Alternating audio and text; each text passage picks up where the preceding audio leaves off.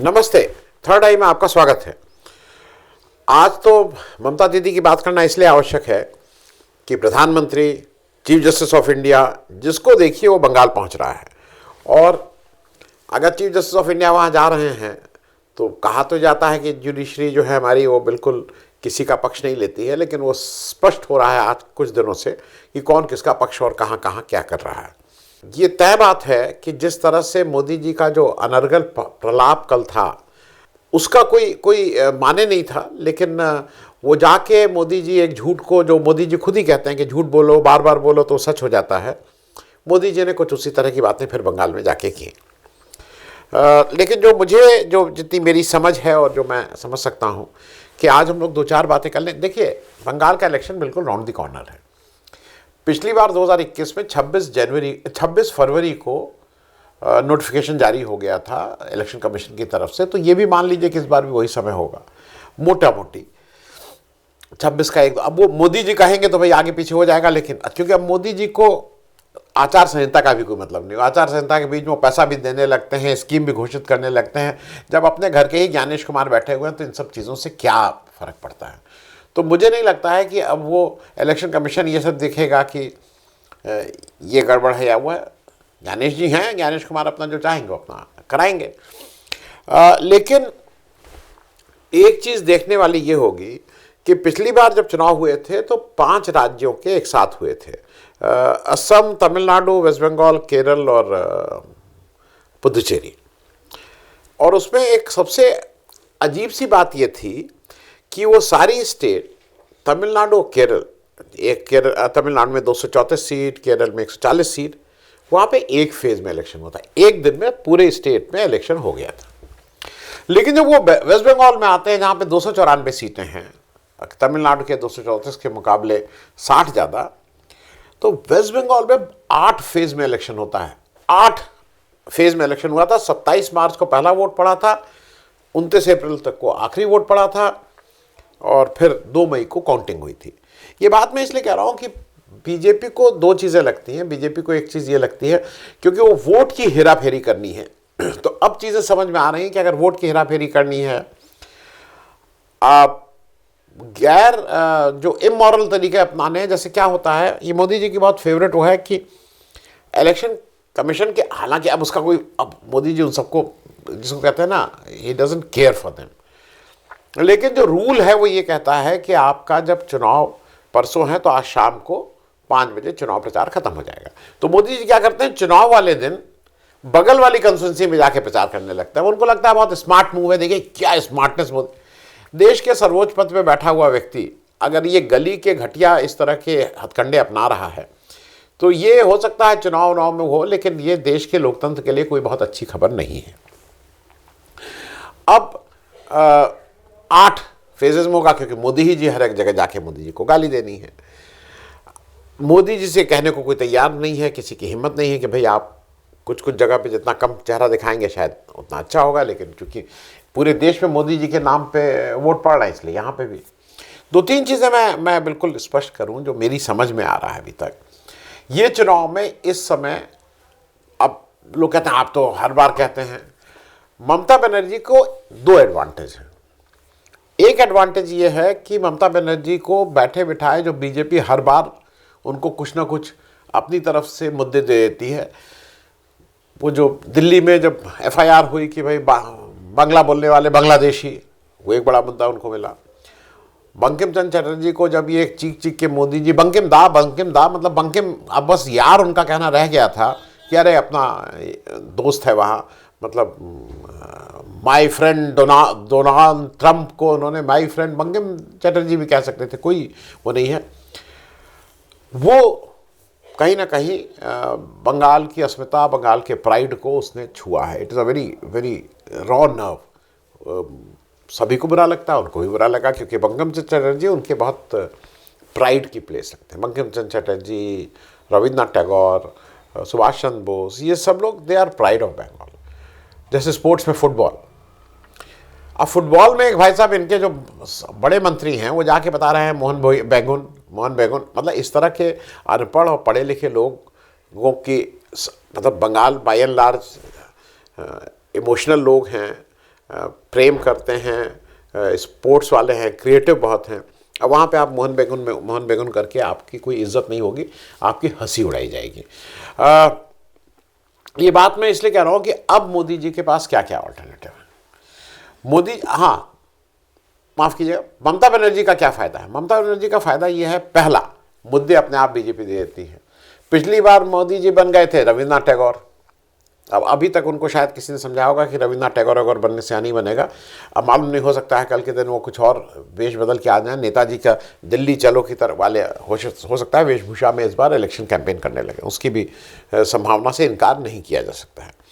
तो एक तो उनको मुद्दा मिला ममता बनर्जी को। दूसरा, एक जो मेरे हिसाब से एक बहुत बड़ी चीज़ मिली है, इस बार घर का भेदी कोई नहीं है। पिछली बार ममता बनर्जी को जाने अनजाने में उन्होंने एक चुनावी चाणक्य को अपने यहाँ बिठाए रखा था, जिसका काम बिल्कुल क्लियर था कि ऐसा करो कि सारी ये जो यहाँ के कागज़ पत्तर ये हैं ये सब उधर दो, जिससे दो ही पार्टी रह जाएं, या तृणमूल कांग्रेस या बीजेपी। और ये काम उसने बखूबी किया था। और देश में भी लगा था कि यार ये 4-6 सीट से 77 सीट या 70-72 सीट 75 सीट पहुंच गए, ये क्या भाई अद्भुत आदमी है, और ये तो इन्होंने बीजेपी का डंका बज रहा है और अब तो बीजेपी को कोई रोक नहीं पाएगा। इस तरह की चीज़ें उन्होंने कर दी थी। और ये बिल्कुल अब स्पष्ट है कि वो किसके कहने से, किसके उस पर इशारे पर काम कर रहे थे, कहाँ से उनको आधे घंटे की कंसल्टेंसी का कोई उनको 5 करोड़ 10 करोड़ रुपया दे देता है। आधे घंटे की बात करते हैं, उनकी फील्ड की भी नहीं। तो खैर, तो अब घर का भेद ही कोई नहीं है। बीजेपी जो बाई एंड लार्ज गाली गाली गाली, अब बीजेपी ने क्या कर दिया है, बीजेपी ने, और मोदी जी उसको बार बार कह रहे हैं और उस पर वो अपनी हंसी उड़वा रहे हैं कि बंगाल में चूंकि जमीन नहीं दी इसलिए वो बार्ड वायर तार नहीं लगवा पाए, और तार नहीं लगवा पाए इसलिए घुसपैठी अंदर घुस गए, जो ममता बनर्जी ने घुसपैठी घुसा लिए और वो ही उनके वोटर हैं। आपने तो एसआईआर पूरी ठीक ठीक से चश्मा लेके, दूरबीन लेके, खुर्दबीन लेके कर लिया था बिहार में। आप ही की सरकार थी, आप डबल इंजन की सरकार की बात कर रहे हैं, आप ही की सरकार थे। बांग्लादेशी घुसपैठिए कितने मिले थे? एक, कुल 3, 2 नेपाली, 1 बांग्लादेशी। तो आप बंगाल में आप उस एक का क्या कर लीजिएगा। लेकिन एक अजीब ये दुर्भाग्यपूर्ण भी है, मूर्खतापूर्ण भी है कि जो मनोज झा ने बात कही कि एक देश का प्रधानमंत्री, इलेक्टेड प्रधानमंत्री अपने ही फेडरल स्ट्रक्चर के अपने एक राज्य को ये बता रहा है कि वो गठबंधन, वो घुसपैठियों को घुसा रहा है। और आप बिल्कुल झूठ बोल रहे हैं कि किस तरह से आप ये बता रहे हैं कि आपको ज़मीन नहीं मिली इसलिए आपको नहीं किए, और आपने कितना कर डाला था। मैं सिर्फ इस बात को इसलिए कह रहा हूँ कि इसका तो सारे दलीलें आ गई हैं, सारे डिटेल्स आ गए, मैं उसको रिपीट नहीं कर रहा हूँ, पहले मैं उसको कर चुका हूँ इसलिए मैं उसको रिपीट नहीं कर रहा हूँ। एसआईआर, अब एसआईआर में क्या है कि जो 1 लाख से ऊपर के जो वोट पोलिंग बूथ्स हैं, ममता बनर्जी उस जगह तृणमूल कांग्रेस बिल्कुल ठीक से इंगेज्ड है, हर पोलिंग बूथ पे उसके एजेंट हैं, हर जगह उसके आदमी हैं। ये बीजेपी अभी भी नहीं हो पाई है। तो जब आप मैन टू मैन वॉकिंग की करेंगे, जब बूथ टू बूथ करेंगे, आपको कितने सीआरपीएफ वाले जाके खुद थोड़ी ठोकने लगे रहेंगे, दूसरे को वोट नहीं, लेकिन सीआरपीएफ के भरोसे, ईडी के भरोसे आप ये नहीं कर सकते, क्योंकि एक आपने और काम कर दिया। मैंने मुझे याद नहीं, या तो मैंने अपने चैनल पे या किसी और के चैनल पे कहा था कि देख लीजिएगा, जो ममता बनर्जी ने बात शुरू की है ना, जिस तरह से उन्होंने ईडी को टारगेट किया कि किस तरह से ईडी कर रहे हैं, किस तरह से होम मिनिस्टर को किया, उसके रिपरकशंस होंगे। क्या रिपरकशन हुआ तुरंत देखने में आ रहा है। झारखंड जैसा एक शांत राज्य जो बहुत इधर उधर उठा पटक उछल कूद नहीं करते हैं, वहाँ पे ईडी के यहाँ छापा पड़ा, और जैसी खबर आ रही कि उनकी ठीक से खोज खबर ली गई, उनसे जो तफ्तीश होती है ना, उनसे पूछताछ ठीक ढंग से झारखंड ने की, जो Jharkhand is not considered to be को ठीक ठाक ढंग से पूछताछ करे। अब बिना बात के एक नया प्रेशर बन रहा है। अब एक प्रेशर कांग्रेस के ही जो प्रशंसक हैं या कांग्रेस के जो हैं, वो अपनी ही सरकार पे कह रहे हैं कि देखिए ममता दीदी ने क्या किया, देखिए हेमंत सोरेन इतने पीसफुल आदमी हैं, उन्होंने कितने ढंग से इनकी पूछताछ की, ईडी वालों की एफआईआर करा के, अब छापा डलवा के, आप क्यों चुप है? जरा आप भी ठीक से इनकी ठीक ठाक पूछताछ कीजिए इनसे।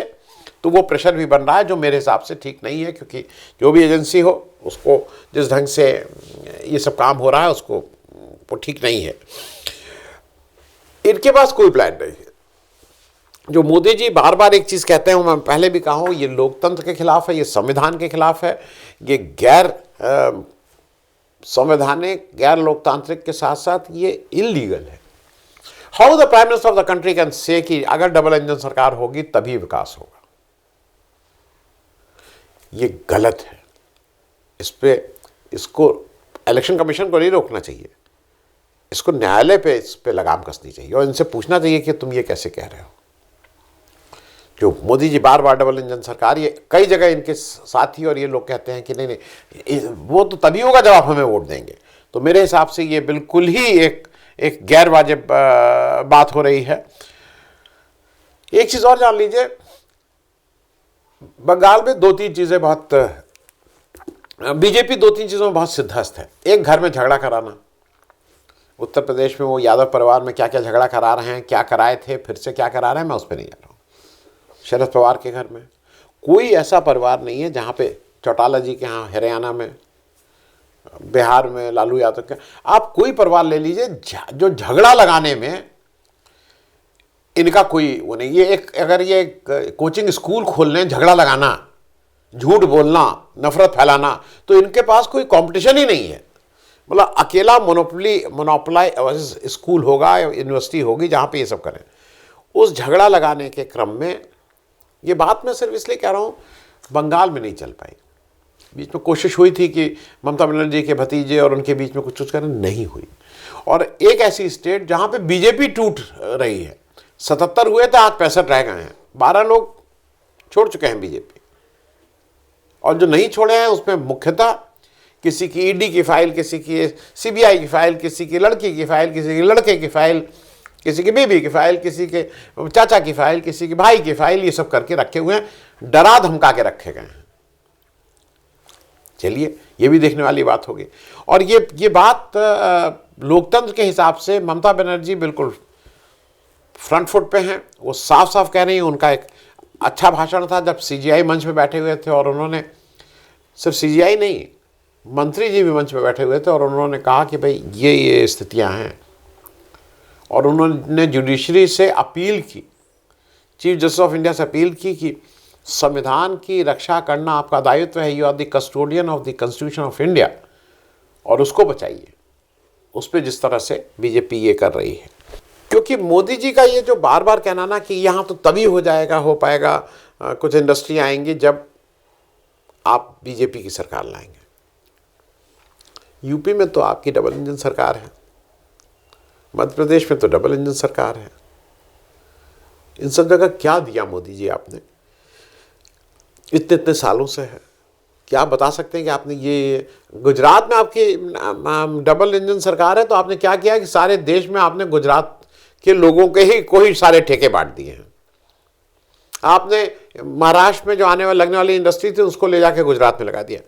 बाकी स्टेट की जरा बात बताइए, क्या आपने नई इंडस्ट्री लगाई?